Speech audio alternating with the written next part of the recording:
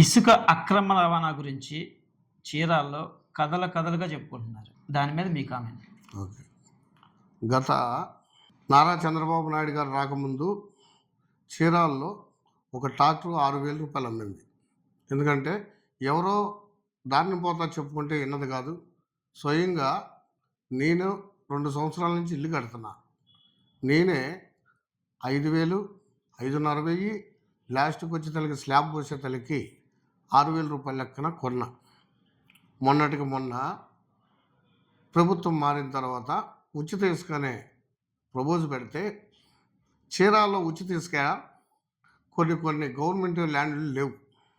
కొంతమంది కాంట్రాక్టులు తీసుకొని వాళ్ళ లాభాల కోసం 2,000 రూపాయలకి ట్రాక్టరు వచ్చేతలకి ఇదివరకు తల కొట్టుకొని తెచ్చేవాళ్ళు. కొండయ్య గారు వచ్చిన తర్వాత ట్రాక్టర్కి పై ఎత్తున టాప్ లెక్కల్లో 2 ట్రాక్టర్లు పట్టేటట్టు కొట్టుకొచ్చి ప్రతి వాళ్ళు వాడుకున్నారు. మరి రాజకీయ కోణాల్లో కొంతమంది వ్యక్తులు దాన్ని కూడా తినే దాంట్లో ఏదో మట్టి కొట్టారు. ఎందుకంటే ఎట్లా జరిగిందంటే ఇది గవర్నమెంట్ ల్యాండ్స్ లేకపోయినా మైనింగ్ లైసెన్సులు తెచ్చుకొని వాళ్ళు ఇష్టారహితంగా వాళ్ళే కొండయ్య ఎట్ట చేశాడు, కొండయ్య గారు ఎట్ట ఆయనకి ఏం పని. అసలు కొండయ్య గారు నాతో చెప్పిన మాట ఒకటే, అభివృద్ధి అనేది నేను ముందుకు సాగిస్తాను గజవల్లి అన్నాడు. ఈ రోజుకు కూడా ఆయన ఏ పనులు ఉన్నా కానీ శ్రమిస్తూ తిరుగుతూనే ఉన్నాడు. పైనుంచి ఫలానా దానికి ఈ ఫండ్ వస్తుంది అనగానే ఇమీడియట్లో దానికి సంబంధించిన అధికారులను తీసుకొచ్చి కనీసం ప్రతిదీ అక్షరం పళ్ళు పోకుండా రాసి అక్కడ బోర్డు పెట్టి పెడుతున్నారు. మొన్నటికి మొన్న బీసీ, ఓసీ వీళ్ళకి మైనార్టీలకి లోన్లు వచ్చినాయి. గత ప్రభుత్వంలో ఎక్కడా నేను చూడాల. లోన్లు ఒక బ్యాన్ రైస్ పెట్టి ఈ లోన్లు ఉండయి, మీకు ఎవరన్నా కావాల్సి ఉంటే పెట్టుకోండి అన్న విధానం. ఎవరికాళ్ళు కార్యకర్తలకు ఇచ్చుకున్నారు, నాయకులకు ఇచ్చుకున్నారే కానీ పబ్లిక్ ఇచ్చుకుంది ఎక్కడా కూడా దాఖలు లేవు. అదొకటి.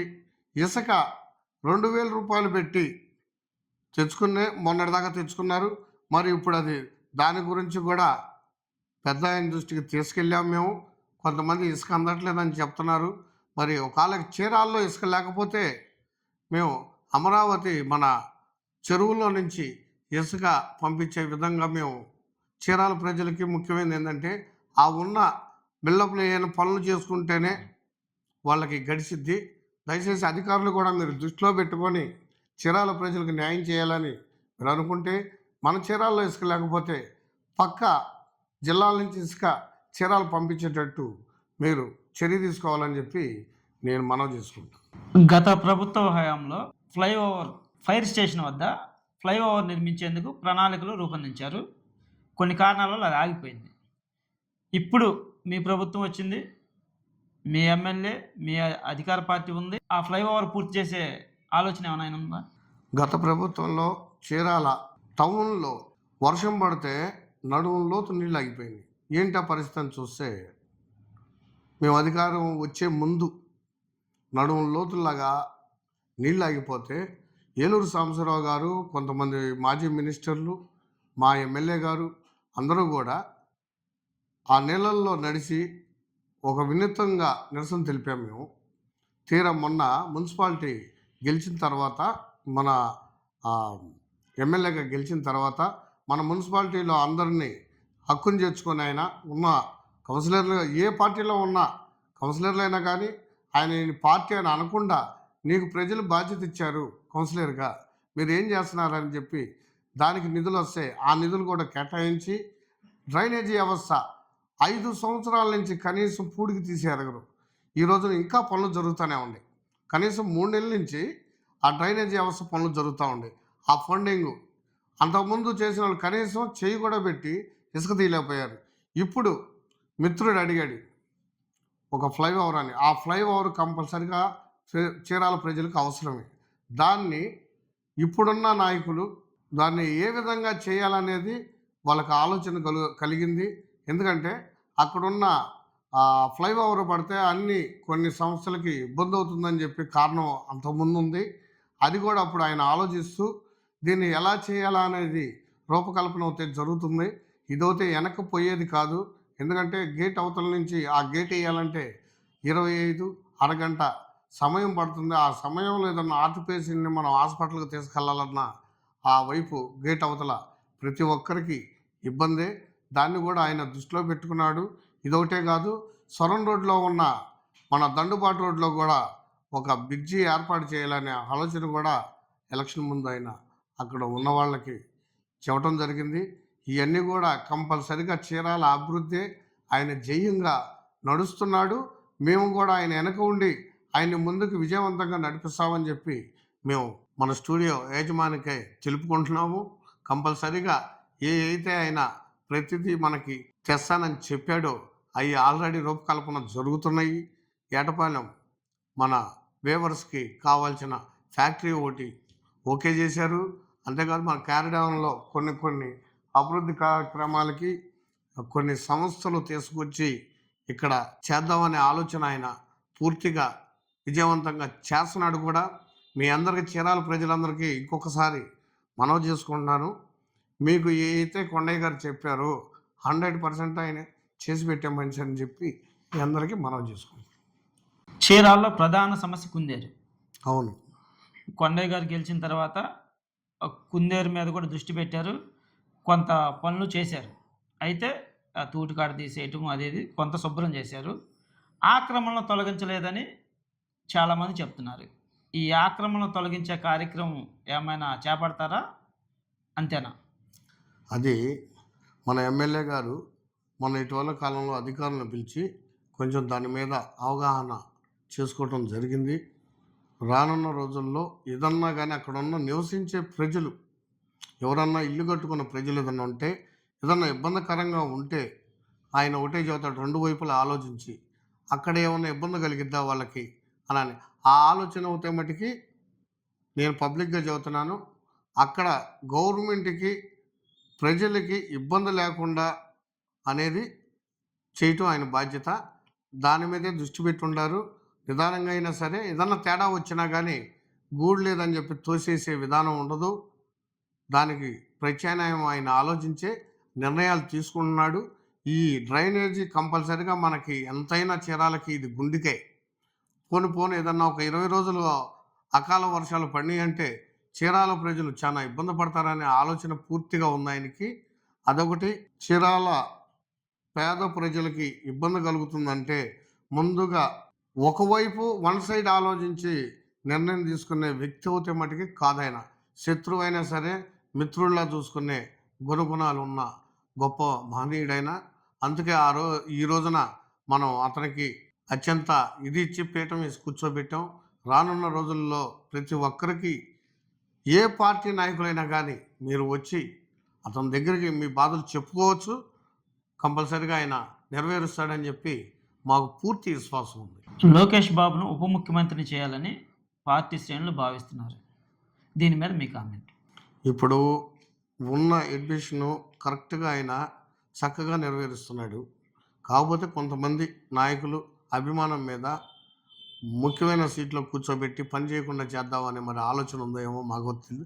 మా అధినాయకుడు అయితే మటుకు దీని మీద కామెంటరీ చేయొద్దని చెప్పి నారా చంద్రబాబు నాయుడు గారు పిలుపునిచ్చారు. కానీ మాకు మనసులో మటుకి ఆయన అవ్వాలనే ఆలోచన మాకుంది. అవుతే ఇంకా సంతోషమే కదా. ఎందుకంటే డిగ్రీ చేసిన వాళ్ళు పై చదువులకు వెళ్ళాలనేగా కోరుకునేది. అదేవిధంగా ఏ పార్టీలో ఉన్న నాయకులు కానీ నాయకత్వం కానీ ముందుకు సాగాలనే కోరుకుంటాం కానీ సతికిలబడి అక్కడే ఉండాలని మనం కోరుకోము. ప్రజలకి అది ప్రజలే నిర్ణయిస్తారు. చివరిగా చీరాల్లో గజవల్లి అంటే టీడీపీ, టీడీపీ అంటే గజవల్లి అన్న విధంగా పార్టీ కోసం పనిచేశారు. తన సొంత నిధులు ఖర్చు పెట్టి పార్టీ కోసం పనిచేస్తాడు. పని చేస్తున్నారు కూడా అని మంచి అభిమానం చూపుతున్నారు.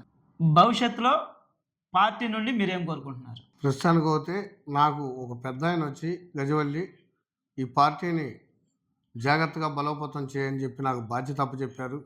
ఆ బాధ్యత 100కు 100గా నేను నెరవేర్చుకుంటా. నా కార్యకర్తల్ని నా నాయకుల్ని నేను పక్కన పెట్టుకుంటూ కొండయ్య గారికి సేవ అందించాం. చంద్రబాబు నాయుడు గారికి అత్యంత మెజార్టీ తెచ్చి ఆయన చెప్పిన పదంలో మేము నడిచాం.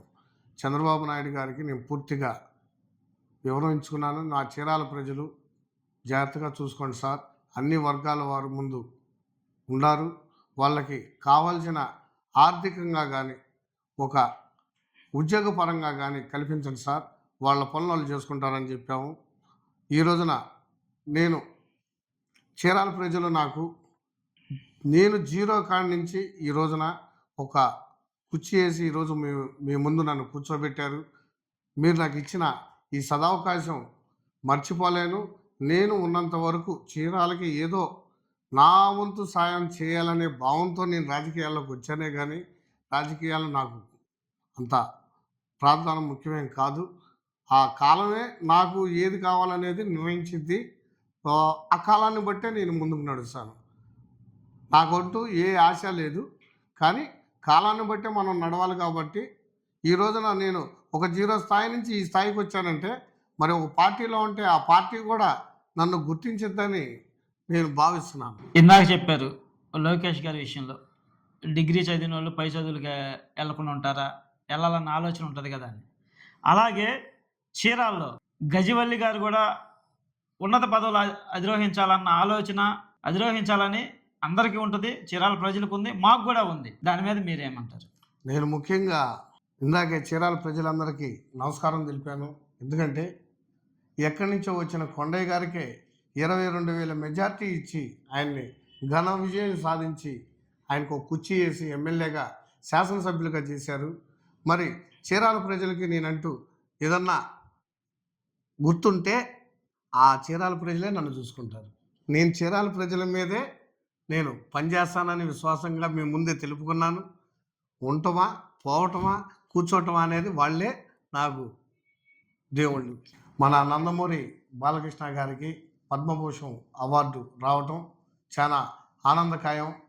ఆయనకి మా చీరాల నియోజకవర్గం తరఫున మా చీరాల ప్రజలు మరియు మా ఎమ్మెల్యే సార్ అయిన మద్దులూరు మాలకొండయ్య గారు, మా టీడీపీ క్యాడర్ అయిన నాయకులు కార్యకర్తలందరికీ వాళ్ళందరి తరఫున ఆయనకి మేము శుభాకాంక్షలు తెలుపుకుంటాం. ఓకే సార్, చాలా మంచిది. మీరు చెప్పినట్టు చీరాల్లో ఎమ్మెల్యే గారు మద్దులూరు మాలకొండయ్య గారు చీరాలను మంచి అభివృద్ధి చేయాలని, అలాగే 3 ప్రధాన సమస్యలైన గడియార స్తంభాన్ని నిర్మించి ఫ్లైఓవర్ను నిర్మించాలని, అలాగే కుందేరు సమస్య పరిష్కరించాలని మేము కూడా కోరుకుంటూ మీ సమయాన్ని వెచ్చించి మా స్టూడియోకి వచ్చినందుకు ధన్యవాదాలు తెలుపుకుంటున్నాం సార్. నమస్కారం. మరిన్ని విశ్లేషణ కోసం చూస్తూ ఉండండి చీరాల లోకల్ ఛానల్.